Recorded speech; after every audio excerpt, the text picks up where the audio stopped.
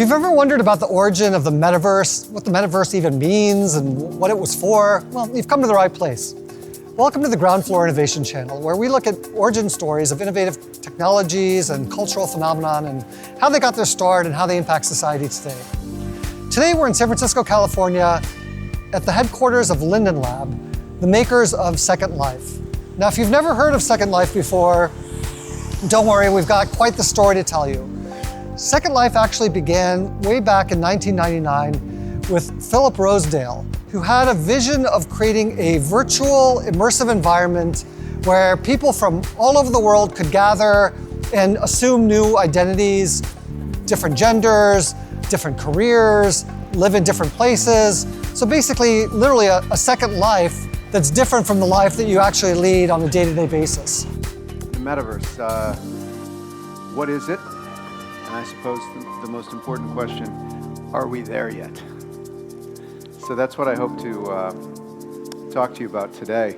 But first, let me take you back to when I first heard the word metaverse. It was 1992. In terms of historical context, the idea of a metaverse, in other words, the Second Life platform, actually originated back in 1992 with a science fiction novel called Snow Crash.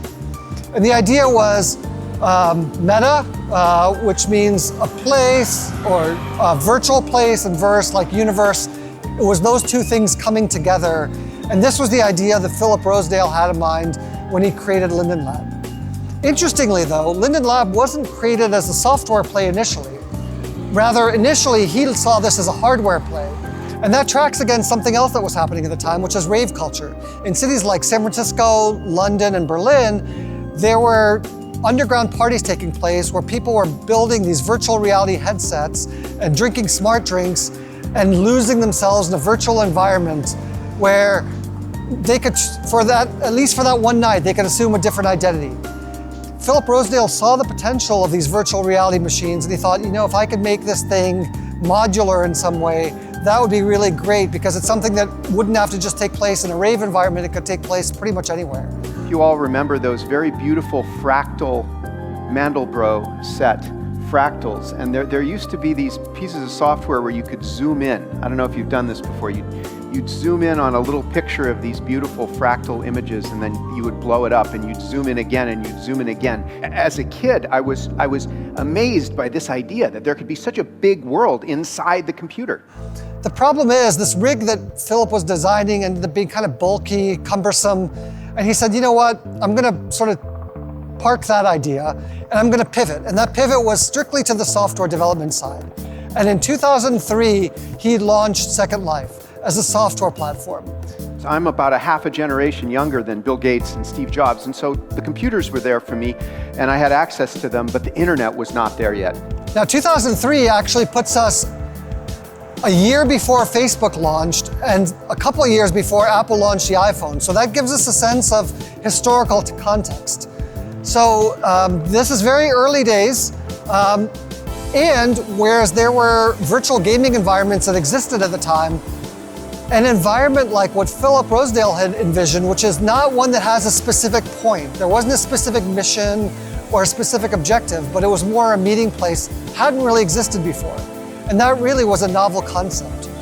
And so for me, that's what the metaverse was. It was the idea that I could somehow create a space that was on the computer that people could come together in and make things. And so that was, and live there. And that was the metaverse dream for me, a little different than the other things that we often think about. As Second Life took off, it quickly began to gather a following. It really struck a chord with people. And by 2008, there were 38,000 active participants involved on the platform. And they were doing all kinds of things, everything from transacting business, literally selling goods and services, to doing virtual events. Everything that you could do in the real world was happening in Second Life. You're hearing about things like Minecraft and Fortnite and Roblox. And those things, and things like musical concerts that have been put on that 10 million people came to. But what we're forgetting is those 10 million people were all kids, typically between the age of 7 and 14. Nobody older than that uses virtual worlds or the metaverse yet.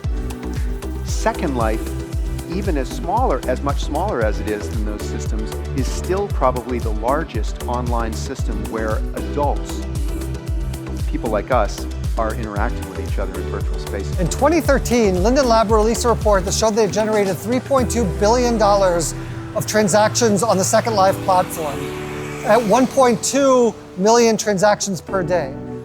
Now, if you think about what kinds of transactions those might be, it very much plays into what Philip Rosedale envisioned, which is a place that people could even more efficiently carry out activities than they would do in the real world. So for example, a trade show usually involves people booking hotel rooms and flights and gearing up for a physical trade show booth. But in Second Life, all of this could be done for a fraction of the cost, much more efficiently. So you had companies that were doing the product launches, they were hosting events, and they were doing it in a virtual environment and saving themselves the expense and the hassle of doing it in the real world. Which brings us to an interesting twist in the story, in that Philip Rosedale realized that for these events that take place in Second Life to have real meaning and real tangible value, there had to be a currency attached to it. And so he created the Linden dollar specifically to facilitate these kinds of transactions. The Linden dollar is actually kind of a big deal because you could almost think of it as the proto version of cryptocurrency, in that it's designed to be earned and used in a virtual environment, but can be cashed out for real currency in the real world. And in fact, during the span of time that Linden Lab and Second Life were at their peak, people were becoming real-world millionaires based on transactions that were happening in a virtual environment. And that's something that really hadn't happened before. So fast forward a bunch of years, and here we are, almost 20 years, in fact, exactly 20 years from the launch of Facebook and 22 years from the launch of Second Life. And Facebook gets this idea. They've already formed Meta, and they want to explore what they could be doing with people's identities separate from what Facebook was doing. And that idea was the use of avatars in a virtual environment, just like Second Life, just as Philip Rosedale had mapped out. The difference being that whereas Rosedale had created the Linden dollar and a virtual currency, and this was how he intended to monetize Second Life, and it took a while to arrive at that conclusion, Meta already had a different business model in place. You see, in Facebook, we are the commodity. It's our identities, it's our data that fuels the bulk of, or the lion's share of Facebook's revenue. Yes, there's also ad support on there, but it's this clearinghouse of data that makes Facebook what it is. And that's still true for Meta. Even as it launches the Metaverse, these identities that we're creating in the Metaverse today are very closely tied to our real world identities. And so you can see that the Facebook model has evolved in order to account for that. I think what happens is we tend to kind of really identify with one avatar, right? And that avatar most typically is this one, is our real life. And so switching over to another one is really difficult. Now, one thing that has changed along the way is that hardware has also evolved in that span of years. So you have companies like Oculus that were actually acquired by Meta that make the headsets that would allow this to be a truly immersive experience, much like Philip Rosedale imagined when he first launched Linden Lab. You have partner companies like Ray-Ban, which create Meta's AR glasses. And then you have companies like Apple, which recently launched the Apple Vision Pro, which in many ways is a piece of hardware in search of a platform to use it in.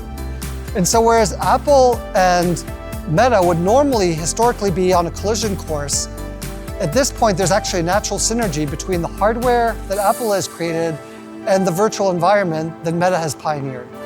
And so it's interesting to see whether these new players that are in the market today that weren't in the market back when Linden Lab first launched, whether those are going to effectively take a bite out of Linden Lab's Second Life platform or whether they would coexist in some kind of a way.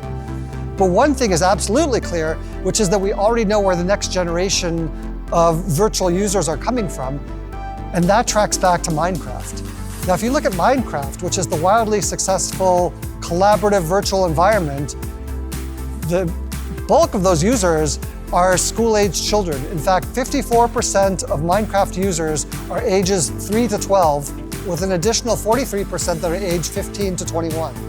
So these are people that are already being groomed from a very young age to understand the benefits and the methods by which they can collaborate in a virtual environment to create projects, and in some cases even fund those projects through purchases that they make in a virtual environment.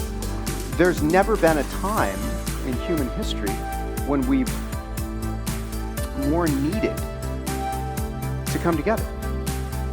There's never been a time. I mean, this is a moment in history that we've, that is terrifying in many ways.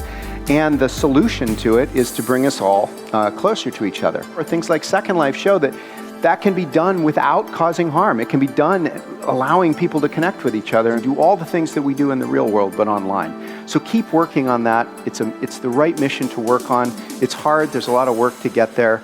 And I hope we can all do it together. The next 5 years, 10 years horizon will certainly be an interesting one, and we'll need to keep an eye to see how this all evolves. Now, if you like this story and stories like it, stay tuned to the Ground Floor Innovation channel. We've got plenty more content coming. We'd love to hear from you if you participated in Second Life, or maybe you're a current participant in the Metaverse. Drop us a comment, like this video if you enjoyed it, and we look forward to seeing you on the next episode of Ground Floor Innovation. Thanks for joining us.